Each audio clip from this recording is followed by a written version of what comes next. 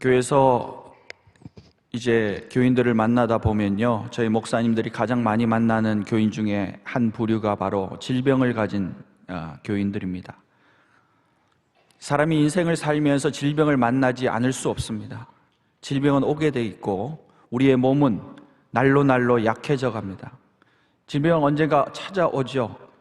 그러나 그 질병이 우리가 견딜 수 없는 질병이라고 하면 반드시 그 사람은 어떤 방법을 찾게 됩니다. 병원을 찾든지 무엇인가 자기가 의지할 수 있는 것을 찾게 되죠. 그 중에 하나가 교회입니다. 제가 이전에도 말씀드렸지만 저희 아버지도 말할 수 없는 질병 때문에 교회를 찾아가신 거고요, 교회에서 믿음을 찾으신 거고 하나님을 만난 것입니다.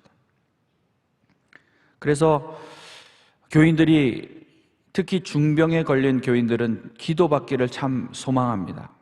기도받는 걸 참 좋아하셔요. 기도를 받을 때 신유의 역사가 일어난다라고 믿기 때문이죠. 능력이 임한다라고 믿는 거예요. 참 그것이 은혜고 그것이 축복이죠. 왜 그러냐면 어느 종교도 하나님께서 낫게 하시는 그 약속의 치료의 말씀이 없기 때문에, 하나님이 분명히 약속하신 그 말씀 때문에, 그 약속 때문에 교회에 찾아오는 것이죠. 그런데 이제 문제가 뭐냐면 질병으로 고생하는 분들의 가장 큰 문제는 뭐냐면, 가장 중요한 핵심 포인트는 기도받는 데만 집중한다는 거예요. 기도받는 것에만 가장 중요한 관심사가 있는 거죠. 여유가 없습니다. 몸이 아프면 여유가 없어집니다. 몸이 심하게 아프면 우울감이 찾아오고요, 내가 그것에 사로잡히게 돼요. 내가 환자가 되는 겁니다. 전혀 건강했던 나가 아니고 아픈 나가 되는 거예요. 그래서 무엇이든지 모든 삶의 목적이 이 낫는 것 하나에만 집중하게 되는 거예요. 그래서 몸 하나가 아픈데 인생 전체가 아픈 사람이 돼버리는 거예요. 제가 몇 년 전에 교구를 할 때 주일마다 저한테 기도를 받으러 마당에 인사를 하면 주일마다 저를 찾아오던 집사님 한 분 계십니다. 벌써 2부 예배를 딱 마치고 나면요, 온갖 인상을 쓰시면서 저를 이렇게 오세요. 세상의 모든 질고를 다 지시고 그 표정에 그 고통이 서려 있어요. 마음이 너무 아파요. 주일마다 만날 때마다 마음이 너무 아파요. 그분 뵐 때마다. 근데 병원을 갔는데도 질병의 이유를 찾을 수가 없어요. 몸이 간지럽기도 하고 뜨겁기도 하고 아프기도 하고 온 몸이 그렇게 돌아다니면서 아픈 거예요. 견딜 수가 없다는 거예요. 이 진통제도 먹다가 도저히 이 부작용 때문에 먹지를 못하는 거예요. 매주 기도를 받았어요. 근데 제가 그분을 만나서 기도할 때마다 뭘 물어보신 줄 아십니까? 물론 하나님 낫기를 위해서 권면하고 얘기를 하지만은 제가 그분을 만날 때마다 말씀드린 게 있어요. 집사님, 오늘 목사님 뭐라 말씀하셨어요? 오늘 하나님 말씀 뭐예요? 물어보는 거예요. 근데 그때마다 기억이 안 난다는 거예요. 왜? 자기 문제에만 그렇게 빠져 있으니까. 가장 큰 문제가 뭐냐면요, 문제에 빠져서 다른 귀가 안 열리는 거예요. 그래서 그 사람이 그 문제에 빠져 있는 그 모습을 보면서 계속 그랬어요.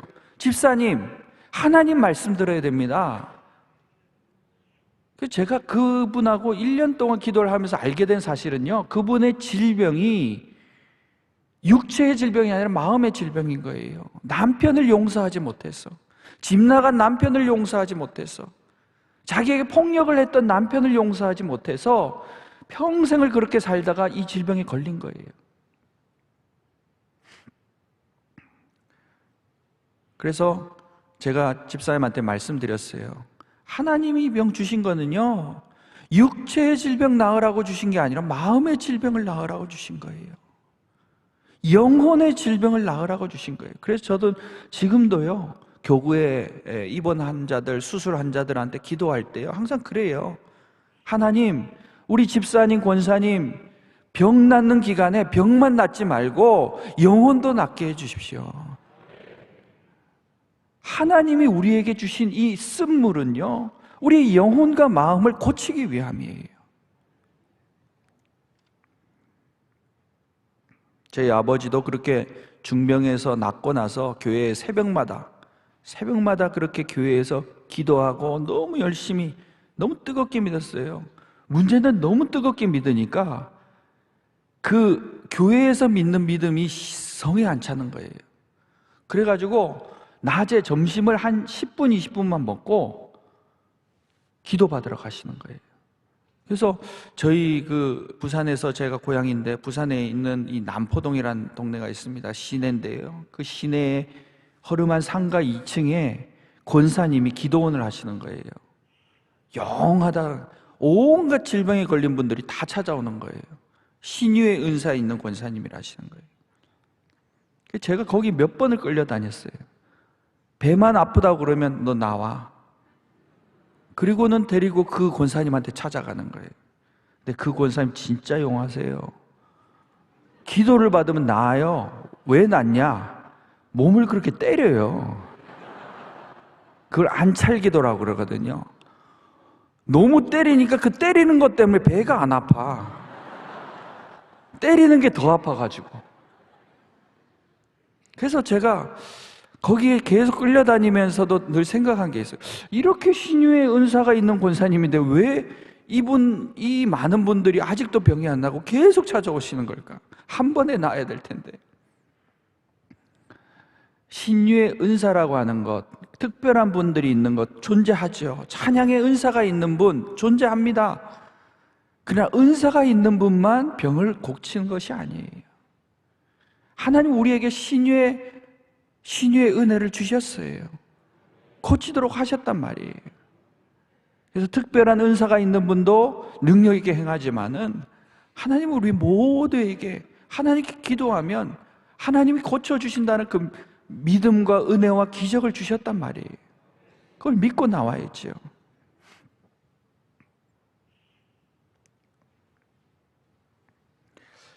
제가 지금 한 10년이 됐을까요? 한 저녁에 집에 들어갔는데 영화를 틀고 있어요. 집사람이 TV로 영화를 틀어놓고 있더라고요. 그래서 제가 가만히 보니까 영화가 굉장히 무서워요. 비행기가 날아가서 빌딩에 들이받아가지고 빌딩이 막 타고 있는 거예요. 그래서 제가 야, 이거 무슨 영화냐, 무슨 무서운 영화를 보고 있냐 이랬더니 지금 뉴스라는 거예요. 생방송이라는 거예요. 우리가 알잖아요. 9.11 사태. 영화 같은 뉴스를 그때 생중계해서 우리가 봤잖아요. 너무 큰 충격을 받았고 그 사건이 우리를 지울 수 없는 큰 세계적인 재앙이 됐잖아요. 사람이나 단지 2사람 때문에 몇 사람이 죽은 줄 아십니까? 2977명이 죽었습니다. 2977명. 한 번도 전쟁을 경험하지 못한, 그 본토에서 전쟁을 경험하지 못한 미국에서는 큰 충격이었어요. 아, 다른 나라가 공격해도 우리나라가 공격을 받을 수 있구나. 그게 또 충격이었죠. 그리고 미친 사람 2사람만 나와도 이렇게 많은 사람이, 무고한 사람이 죽을 수 있구나. 죄에 대해서 생각한 거죠. 우리의 한 사람의 죄가 얼마나 큰 것인가, 한 사람의 죄 때문에 얼마나 많은 생명을 앗아가는 것인가. 그리고 오늘 죽을지도 모르고 출근한 사람들이 그 재앙 속에서 얼마나 죽어갔던가. 그 고통을 모든 생방송을 통해 가지고 미국 사람들이 트라우마가 생긴 거예요. 근데 제가 그 사건이 나고 나서 일주일 뒤에 뉴스를 보면서 더 큰 충격을 받았습니다. 미국은 이래서 축복이구나. 왜요? 그 사건 이후에, 일주일 이후에 전 국민이 어디로 달려갔느냐? 교회로 달려간 거예요. 전 국민이 교회로 달려가서 회개운동을 일어난 거예요. 물론 그 사건을 일어난 나라와 그런 그 유색 인종에 대한 그 핍박들이 있었죠. 그러나 미국의 대부분의 뉴스와 대부분의 사람들은 용서해야 된다, 이제 치유해야 된다. 그래서 모든 뉴스가요, 교회에서 기도하는 사람들 그렇게 많이 비춰. 그래서 역대 가장 부흥했던 시즌이었다고 그러잖아요. 우리나라도 IMF 터졌을 때 전부 교인들이 교회로 찾아 나왔어요. 우리가 사실은 어떤 문제가 일어나야만 그 문제를 해결하기 위해서 찾아온다는 거예요. 무언가를 붙들려고 간다는 거죠. 오늘 이스라엘 사람들이 막 헤매다가 사흘 길을 가도 물이 없는 거예요. 가다가 물을 만났어. 물을 만나듯 쓴물인 거예요. 그런데 이스라엘 사람들이 그때부터 원망하는 거예요. 우리가 죽게 됐다. 저도 그렇더라고요. 병 만나면 좀 심각한 병이라고 하면 죽을 것만 생각해요. 사실 죽는 것도 아닌데, 내가 죽는 것도 아닌데, 이 문제를 만날 때마다 우리는 반드시 뭘 생각하냐면 죽는 것부터 생각해. 그럴 때 하나님이 한 나무를 가르치셔서 그 나무를 던지라. 그 나무를 넣으니까 쓴물이 단물이 된 거예요. 그래서 하나님의 말씀은요, 하나님의 말씀은 다 우리에게 주시는 영적인 교훈이 있는 거죠. 우리가 만나는 그 인생의 쓴물들, 내가 지나가다가 자녀 문제든 물질 문제든 육체의 질병 문제든 남편 문제든 아내 문제든 간에 쓴물을 만난단 말이에요.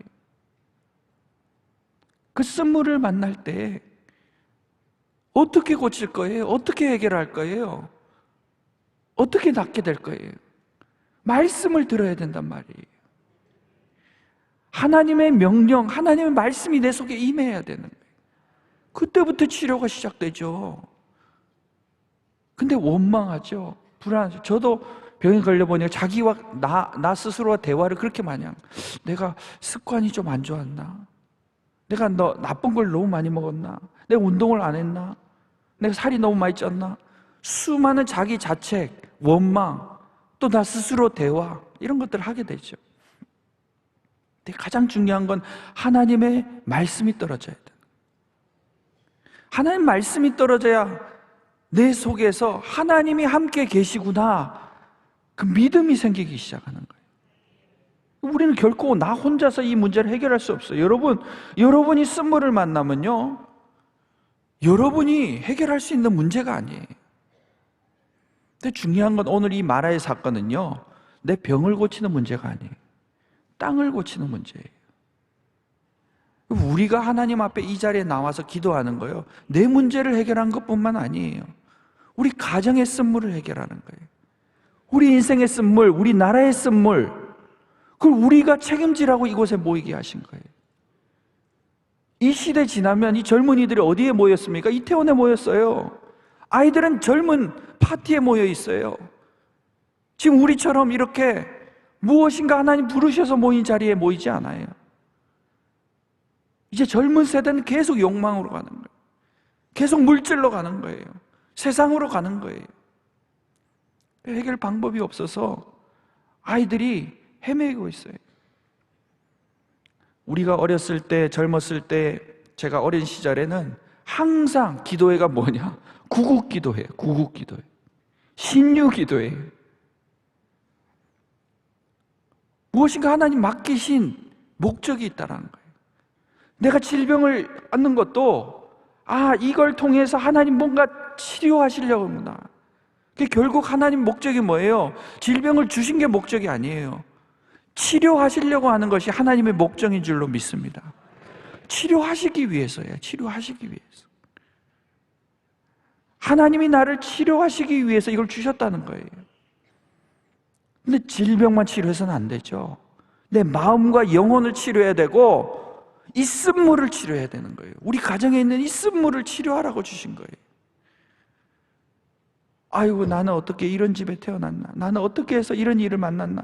아니요, 내가 그 일을 치료하라고, 나무를 던지라고 나를 부르신 거예요. 그래서 그 쓴물이요, 오늘 뭐라고 그랬어요? 단물이 됐잖아요. 저주가, 고통이, 질병이 축복이 되는 거예요. 그 나무가 무엇입니까? 예수 그리스도의 십자가입니다. 예수 그리스도의 십자가를 던져야 되는 거예요. 십자가를 날마다 내 인생의 쓴물 위에 던져야 되는 거죠. 교회가 바로 그런 장소입니다. 교회가 십자가를 붙들고 십자가를 던지기 위한 장소. 오늘 새벽이 바로 십자가 던지는 날입니다. 그 시간이에요. 십자가를 던져서 하나님 그 물을 달게 하시고, 그럴 때 생명의 나무를 허락하시잖아요. 아, 여기에 물이 흐르고 있구나. 그 생명수가 흐르는 그 교회 근처에 오늘 말씀 마지막 절에 장막을 쳤다라고 그랬어요. 그 생명수 근처에 장막을 쳐야 되는 거죠. 조금만 축복받으면 자꾸 먼 곳으로, 평당 가격이 높은 곳으로 가는, 자꾸 사람들은 자꾸 떠나려고 그래요. 자꾸 멀어지려고 그래요. 우리는 십자가 근처에 늘 살아야 쓴물을 고칠 수 있는 거예요. 우리 인생은요, 그렇게 만나는 쓴물을 고치면서 축복으로 바꾸면서 하나님이 보내신 귀한 하나님의 종으로 살도록 하나님 만드신 거예요. 부르신 거예요.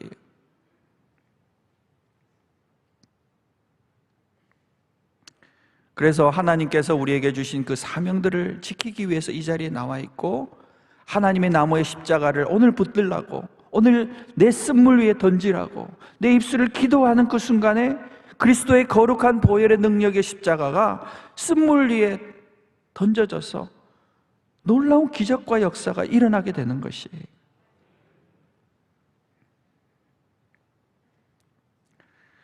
앞으로도 이 나라도 마찬가지입니다. 미국도 마찬가지예요. 죽음은 끝나지 않습니다. 사고는 끝나지 않습니다. 깜짝깜짝 놀라는 뉴스들이 계속 일어날 거예요. 그 일어날 때 우리가 놀라라고, 겁내라고, 그 문제가 문제라고 지적하라고 주신 것입니까? 아니요. 우리가 십자가를 던지라고 하나님 나에게 들려주시는 뉴스예요. 나라에 어려움이 있을 때마다 그 어려움을 고통받으라고 주신 게 아니에요. 십자가를 던지라고 하나님 우리에게 사인을 주시는 거예요. 사인을 주실 때 깨달아야 돼요. 우리나라는 깨닫지 못해요. 전 미국이 교회로 다시 돌아갔는데 우리나라 문제가 있을 때마다 회복하는 공간이 필요한 거죠. 치료받는 공간이 필요한 거죠. 십자가를 던질 만한 능력의 솔루션이 있어야 되는 거예요.